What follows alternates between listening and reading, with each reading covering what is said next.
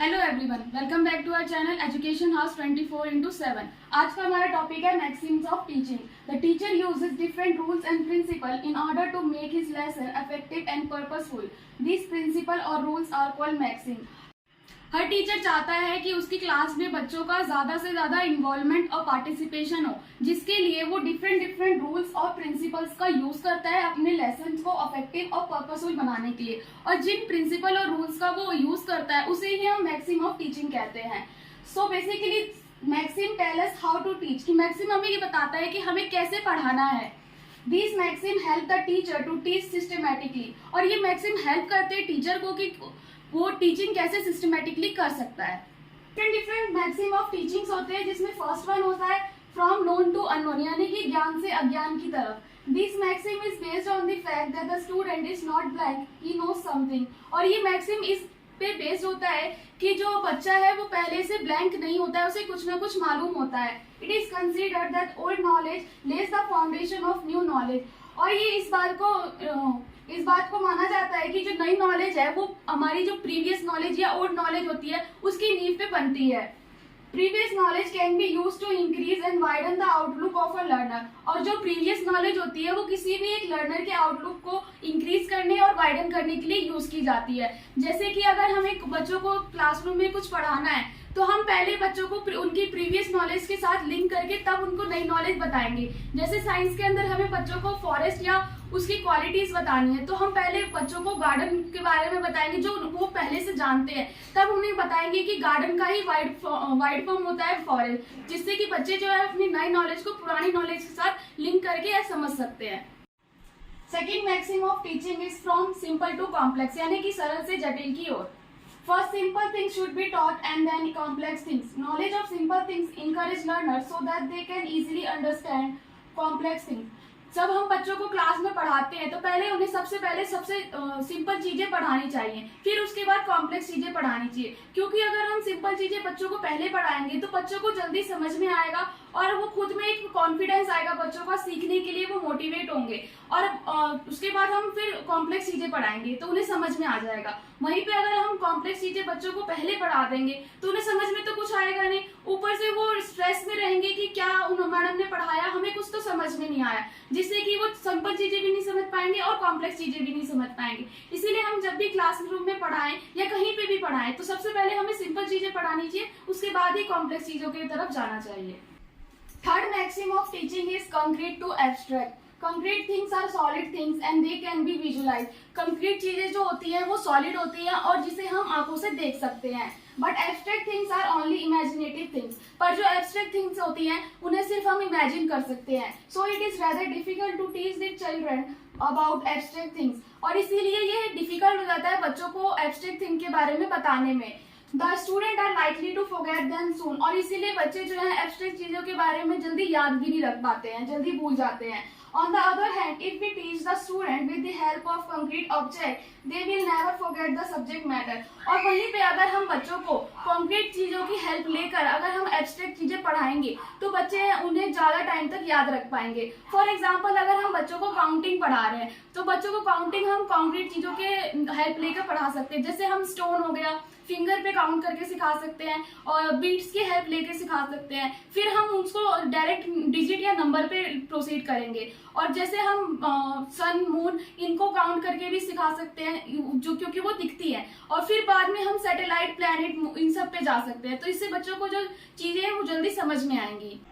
Fourth maxim is analysis to synthesis. Analysis means breaking a problem into its convenient part. Analysis का मतलब होता है किसी भी एक प्रॉब्लम को ब्रेक करना है अपने कन्वीनियंट के according.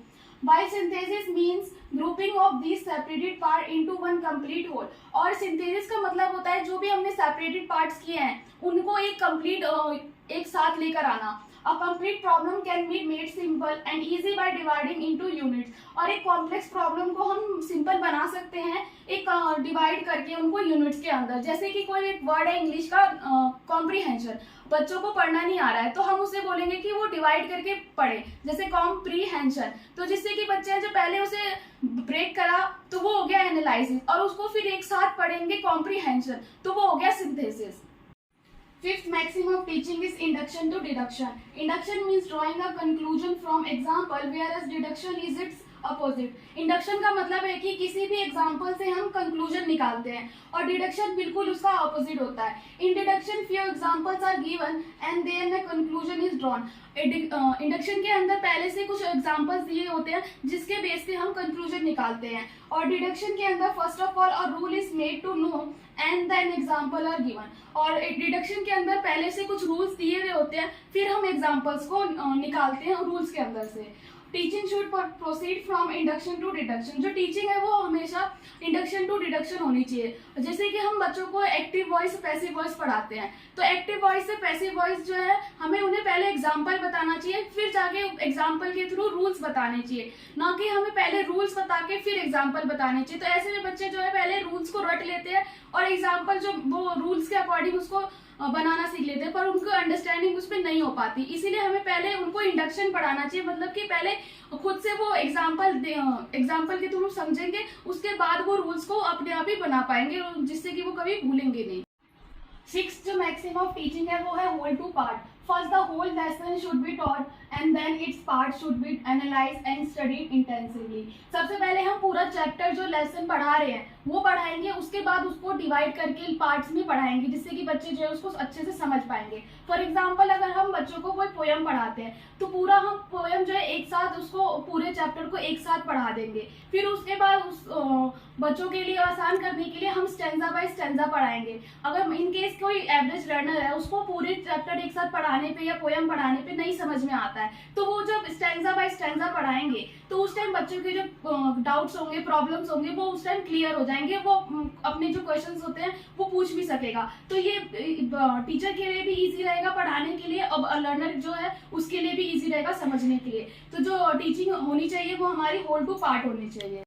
Seventh maxim of teaching is particular to general. While teaching, it is always better to start with some specific example before proceeding to general principle. पढ़ाते टाइम जब ये बहुत ही अच्छा होता है कि जब हम किसी भी टॉपिक को स्टार्ट कर रहे हैं तो उसको हम किसी भी स्पेसिफिक एग्जाम्पल से स्टार्ट करें, बजाय कि जनरल प्रिंसिपल के स्टार्ट करने के. जनरल फैक्ट ये है कि जनरल फैक्ट, प्रिंसिपल और आइडियाज जो होते हैं वो समझने में थोड़े डिफिकल्ट होते हैं, तो इसीलिए टीचर को सबसे पहले जो प्रेजेंट में कुछ पर्टिकुलर चीजें जो समझानी चाहिए, उसके बाद हमें जनरल चीजें समझानी चाहिए. फॉर एग्जाम्पल, अगर हम बच्चों को इंग्लिश में प्रेजेंट कॉन्टिन्यूअस टेंस पढ़ा रहे हैं तो सबसे पहले हम कुछ स्पेसिफिक एग्जाम्पल है उसके थ्रू बच्चों को समझाएंगे, और उसके बाद उनको बताएंगे कि जो ये टेंस है वो एक्चुअली में उस एक्शन को डिनोट करता है कि जिस टाइम हम स्पीक कर रहे हैं उस एक्शन को डिनोट करता है. तो बच्चे जो है उसको इजीली समझ पाएंगे. तो यानी कि जो टीचिंग है वो हमेशा पर्टिकुलर टू जनरल होनी चाहिए. Our eighth maxim of teaching is empirical to rational. Empirical knowledge is based on observation and first-hand experience. Empirical knowledge जो है वो बेस्ड होती है हमारे ऑब्जर्वेशन पे और फर्स्ट हैंड एक्सपीरियंस पे. It is particular, concrete and simple. और ये कंक्रीट, पर्टिकुलर और सिंपल होती है. We can see, feel and experience. जो एम्पायरिकल नॉलेज होती है इसे हम देख सकते हैं, फील कर सकते हैं और खुद से एक्सपीरियंस कर सकते हैं. Rational is based on our argument and explanation. वहीं पे जो रैशनल नॉलेज होती है वो बेस्ड होती है आर्ग्यूमेंट पे और एक्सप्लेनेशन पे. The stage of argument is the last, where is seeing things और feeling them is the first stage. जहाँ पर आर्ग्यूमेंट जो है वो लास्ट स्टेज होती है और फर्स्ट स्टेज जो होती है वो हमारा फीलिंग और सीइंग, मतलब कोई चीज को देखना, फर्स्ट स्टेज होती है. जैसे कि इंपेरिकल नॉलेज के अंदर हम खुद से ऑब्जर्व करते हैं चीजों को, कोई भी एक्सपेरिमेंट कर रहे हैं तो बच्चा खुद से एक्सपेरिमेंट करेगा तो उसको जल्दी समझ में आएगा. वहीं पे रैशनल के अंदर जो बच्चा है वो आर्ग्यूमेंट करता है, जो कि एक लर्निंग प्रोसेस के अंदर लास्ट स्टेज है. इसीलिए टीचर को जब भी कोई वो टॉपिक पढ़ाए या फिर कोई भी चीज उसे बच्चों को सिखाए तो उसे मैक्सिमम ऑफ टीचिंग का सहारा लेना चाहिए, जो कि इंपेरिकल टू रैशनल होनी चाहिए. नाइन्थ जो मैक्सिम ऑफ टीचिंग है वो है psychological to logical. While teaching, teacher should first keep in mind the interest, aptitude, capacity, development level etc of children during selection of subject matter and then on its logical arrangement. Teaching करते वक्त जो teacher है उसको सबसे पहले subject matter को select करने से पहले बच्चे की need, requirement, interest, aptitude, capacity और जो बच्चे का डेवलपमेंट लेवल है उन सबको ध्यान में रखना चाहिए। फिर उसके बाद जो अरेंजमेंट होगी वो लॉजिकल तरीके से करना चाहिए। ऐसे ही इंग्लिश पढ़ाते टाइम बच्चे की जो कोई भी हम स्ट्रक्चर सब्जेक्ट मैटर ऑर्गेनाइज कर रहे हैं या कोई भी पढ़ाने का स्ट्रक्चर जो है उसको अरेंज कर रहे हैं तो बच्चे की नीड रिक्वायरमेंट सबसे पहले हम ध्यान में रखेंगे, फिर उसको लॉजिकल वे से कैसे सेलेक्ट करना है उसको हम बाद में देखेंगे। तो इसीलिए हमें सबसे पहले जो टीचिंग मैक्सिम है उसमें साइकोलॉजिकल टू लॉजिकल वे में पढ़ाना चाहिए।